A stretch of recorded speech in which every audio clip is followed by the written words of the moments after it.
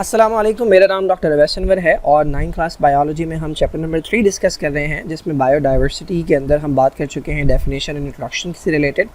उसके बाद हमने AIIMS and principles of classification की बात की थी।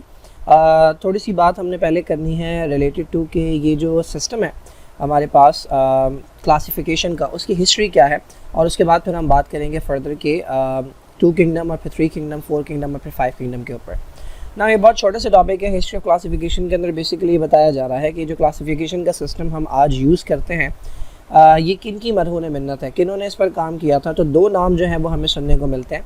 एक जो है हमारे पास नाम है एरिस्टोटल का, जो कि एक स्वीडिश फिजिशियन था, और दूसरा हमारे पास नाम है कैरोलस लीनियस का।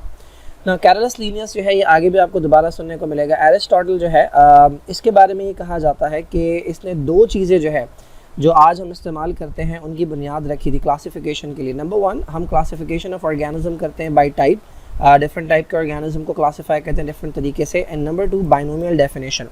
अब ये बाइनोमियल डेफिनेशन बेसिकली ये है कि किसी भी ऑर्गेनिज्म का जो नाम होता है उसके 2 हिस्से होते हैं। तो ये बाइनोमियल डेफिनेशन है। इसको मैं डिटेल में एक्सप्लेन करूँगा जब हम बाइनोमियल नोमेनक्लेचर की बात करेंगे, यानी किसी भी ऑर्गेनिज्म का जो नाम रखा जाता है उसके अंदर 2 जो पार्ट्स होते हैं वो क्या होते हैं और उन्हें किस तरीके से असाइन किया जाता है। तो बुनियाद इसकी रखी थी एरिस्टोटल ने, और उसके बाद जो वर्क किया इसके ऊपर वो कैरोलस लिनियस ने किया। टेक्सोनॉमी, जिसे हम क्लासिफिकेशन कहते हैं, इसका फर्स्ट फादर जो है वो इसी को कहा जाता है, एरिस्टोटल को, क्योंकि इसने इनिशियली इसके ऊपर वर्क किया था। समटाइम्स इन्हें फादर ऑफ साइंस भी कहा जाता है। और मैंने बताया कि जो कॉन्सेप्ट हम आज यूज़ करते हैं उसकी बुनियाद इन्होंने रखी थी ना। एरिस्टोटल जो है उसने इनिशियली अटेम्प्ट किया था कि ऑर्गेनिजम्स को क्लासीफाई करें, स्पेशली एनिमल्स को क्लासीफाई करें। तो इसने अपनी बुक के अंदर जो है वो एनिमल्स की क्लासिफिकेशन के ऊपर बात की।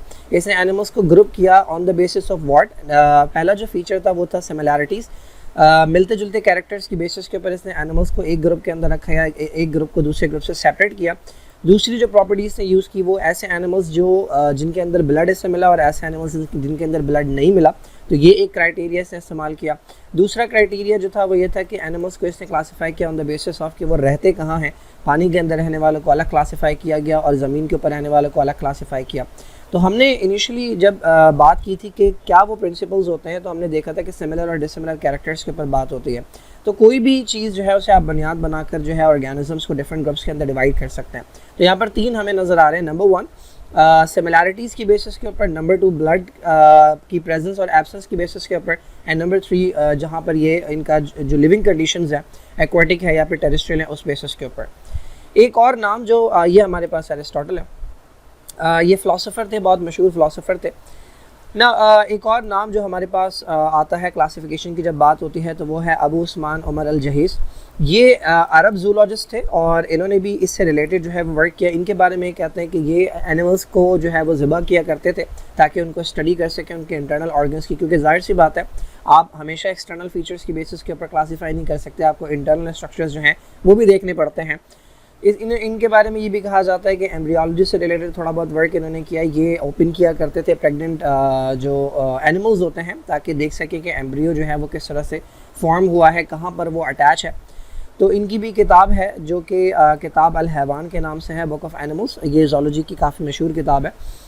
अच्छा, कैरोलस लीनियस के बारे में बता चुका हूँ कि इसे कंसिडर किया जाता है father of taxonomy. Father of taxonomy का मतलब father of classification. Carolus Linnaeus के ऊपर जो है वो यहीं पर मैं डिस्कस करवा देता हूँ। वैसे ये टॉपिक आगे है बट मैं यहीं पर कवर करवा देता हूँ। तो ये इसी चैप्टर के अंदर टॉपिक है। वो 3.3 था, ये 3.5 है, थोड़ा सा आगे है, तो मैं यहीं पर कवर करवा दूँ क्योंकि कैरोलस लीनियस का जिक्र चला है और बाइनोमियल नोमेनक्लेचर की बात हो रही है। तो कैरोलस लीनियस जो है ये एक स्वीडिश नेचुरलिस्ट था जिसने पहले जो है वो प्रिंसिपल्स को इस्तेमाल किया ताकि जितने भी लिविंग ऑर्गेनिजम्स हैं उनका एक तरीका इसने जो है वो ईजाद किया है। एक तरीका इसे बताया कि जिसकी बेसिस के ऊपर तमाम ऑर्गेनिजम्स का एक ही तरह का नाम रखा जा सके, यानी एक सिस्टम ये लेकर आया ताकि तमाम जो ऑर्गेनिजम्स हैं उनका नाम उसी सिस्टम के अकॉर्डिंग रखा जाए। अच्छा, इसकी ज़रूरत क्यों पड़ी? इसकी ज़रूरत इसलिए पड़ी क्योंकि जैसे जैसे लिविंग ऑर्गेनिजम्स जो हैं वो डिस्कवर हो रहे थे, तो जहाँ पर वो डिस्कवर होते थे या जो उन्हें डिस्कवर करता था वो उन्हें अपनी मर्ज़ी के हिसाब से नाम देता था। तो पाकिस्तान के किसी शहर के अंदर अगर कोई ऑर्गेनिज्म डिस्कवर हुआ तो किसी ने उस शहर के नाम के ऊपर रख दिया या फिर इलाके के नाम के ऊपर रख दिया या अपने किसी घर वाले के नाम के ऊपर रख दिया। तो इस तरह से डिफरेंट लिविंग ऑर्गेनिज्म जो हैं उनके डिफरेंट नेम से अकॉर्डिंग टू कि वो कहाँ पर जो है वो डिस्कवर हुए हैं और किसने उन्हें नेम दिया है। इवन एक ही तरह के ऑर्गेनिज्म का डिफरेंट लैंग्वेजेस के अंदर जो है वो डिफरेंट नेम हुआ करता है। फॉर एग्जांपल यहाँ पे इन्होंने बताया कि अनियन जो है इंग्लिश में से अनियन कहते हैं, उर्दू में से प्याज कहते हैं, बट इवन डिफरेंट रीजन्स के अंदर इसे डिफरेंट नामों से पुकारा जाता है, लाइक गंदा और बेसल। ठीक है, तो इतनी डिफरेंट तरह के जो नेम्स हैं, कॉमन नेम्स होते हैं, रीजनल नेम्स होते हैं, इन्हें अवॉइड करने के लिए एक तरह का सिस्टम लाया गया कि जिसके अकॉर्डिंग किसी भी ऑर्गेनिज्म को एक स्पेसिफिक नाम दिया जाएगा जो कि वर्ल्ड वाइड एक्सेप्टेबल होगा। अब ये जो नाम है इसके दो पार्ट्स होते हैं, किसी भी ऑर्गेनिज्म का जो नाम है इसके दो पार्ट्स होते हैं। दैट इज़ वाई से हम कहते हैं बायनोमियल, यानी एक ही नाम है लेकिन उसके दो पार्ट्स हैं, और नॉमेनक्लेचर कहते हैं नेम रखने को। तो बाइनोमियल नॉमेनक्लेचर एक ऐसा सिस्टम है जिसमें ऑर्गेनिजम्स को एक नाम दिया जाता है जो वर्ल्ड वाइड एक्सेप्टेबल होता है, किसी भी लैंग्वेज के अंदर, किसी भी कंट्री के अंदर वही इसका साइंटिफिक नेम के तौर पर एप्लीकेबल होता है, एक्सेप्टेबल होता है। और ये सिस्टम जो है ये कैरोलस लीनियस ने दिया था ना। इसके हमारे पास कुछ रूल्स हैं, उससे पहले अगर थोड़ी सी बात कर लें, ये जो नाम है इसके अंदर दो टर्म्स हैं। इसमें से जो पहली टर्म है वो आइडेंटिफाई करती है जीनस को। हमने बात की थी कि बेसिक यूनिट जो होता है क्लासिफिकेशन का वो स्पीशी होता है, और स्पीशीज़ जो है मिलती जुलती स्पीशीज़ को मिलाकर जब आप एक बड़े ग्रुप में रखते हैं तो उसे हम जीनस का नाम देते हैं। तो किसी भी ऑर्गेनिज्म का जो नाम जब आप देखते हैं या लिखते हैं साइंटिफिक नेम, तो उसके अंदर जो पहला नेम होता है वो उसके जीनस को रिप्रेजेंट करता है, यानी उस जीनस के अंदर मिलती जुलती डिफरेंट स्पीशीज़ आपको मिल जाएंगी। और जो दूसरा नाम होता है वो जो है स्पीशी को रिप्रेजेंट करता है। तो फॉर एग्जांपल यहाँ पे कुछ नाम हमारे पास दिए हुए हैं, तो ये प्लांट के कॉमन नेम्स हैं इस तरफ, और ये बायोलॉजिकल या साइंटिफिक नेम्स हैं। तो अनियन का प्लांट है, तो अनियन के प्लांट का पूरा नाम जो है, साइंटिफिक नेम जो है वो है एलियम सीपा। अब इसके अंदर जो एलियम है ये फर्स्ट नेम है, ये रिप्रेजेंट कर रहा है इसके जीनस को, और ये जो सीपा है ये रिप्रेजेंट कर रहा है इस स्पीशी को। सिमिलरली ये मैंगो प्लांट है, तो मैंगो प्लांट के अंदर जो नाम है वो है मैंगीफेरा इंडिका, और इसके साथ एल लगा हुआ है। ये एल क्या है ये मैं भी एक्सप्लेन करता हूँ। तो मैंगीफेरा जो है ये इसका जीनस है, और इंडिका जो है ये स्पीशी नेम है।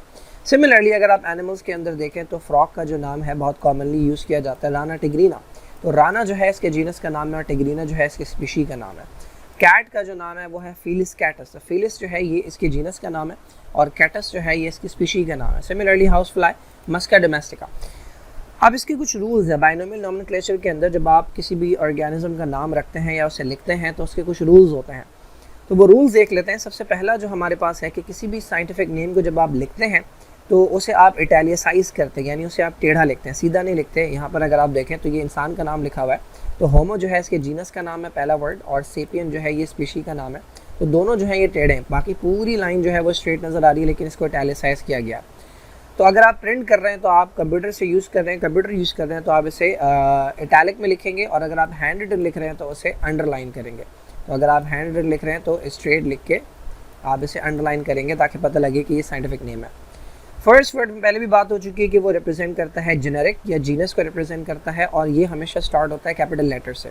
तो अगर आप इस होमो सेपियन के अंदर देखें तो होमो का जो वर्ड है वो कैपिटल एच से स्टार्ट हो रहा है, लेकिन उसके बाद वाला जो वर्ड है सेपियन वो कैपिटल से स्टार्ट नहीं हो रहा, बल्कि वो स्मॉल से स्टार्ट हो रहा है। तो जो सेकंड टर्म है जो स्पीशी का नेम होता है वो कैपिटलाइज कभी भी नहीं होता।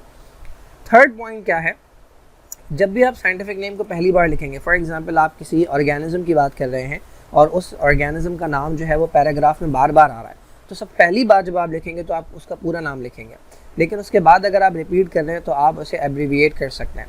फॉर एग्जांपल रोज़ जो है उसका नाम है रोज़ा इंडिका, तो पहली बार जब आप लिखेंगे तो रोज़ा इंडिका लिखेंगे, लेकिन उसके बाद अगर आप दोबारा लिख रहे हैं बार बार तो आप रोज़ा की जगह खाली आर लिखकर इंडिका लिख सकते हैं।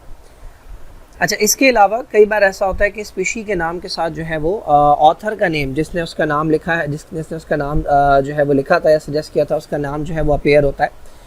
तो जो हमने देखा था पीछे मैंगो, उसका मैंगो प्लांट का नाम था मैंगीफेरा इंडिका, ये तो इसका पूरा नाम हो गया, ये जीनस हो गया, ठीक है, ये स्पीशी का नाम हो गया, उसके साथ ये एल लगा हुआ था। तो ये एल जो है ये बेसिकली ऑथर के नाम को रिप्रेजेंट कर रहा है जो कि लीनियस है। ठीक है भाई, तो ये हमारे पास तरीका होता है जिसे हम कहते हैं, ये हमारे पास सिस्टम है जिसे बाइनोमियल नॉमेनक्लेचर कहते हैं। इसके ज़रिए किसी भी ऑर्गेनिज्म का नाम जो है वो दो कंपोनेंट्स के ऊपर, दो टर्म्स के ऊपर हम रखते हैं। Now this is a little activity कि इंटरनेट को यूज़ करते हुए आप पोटैटो का नाम, मटर का नाम, ये कॉमन नेम दिए हुए हैं, चाइना रोज़ का नाम और डॉग का जो साइंटिफिक नेम है ये आपने लिखने हैं और इन्हीं रूल्स को फॉलो करते हुए लिखने हैं। So this is it, this is all about the history and binomial nomenclature.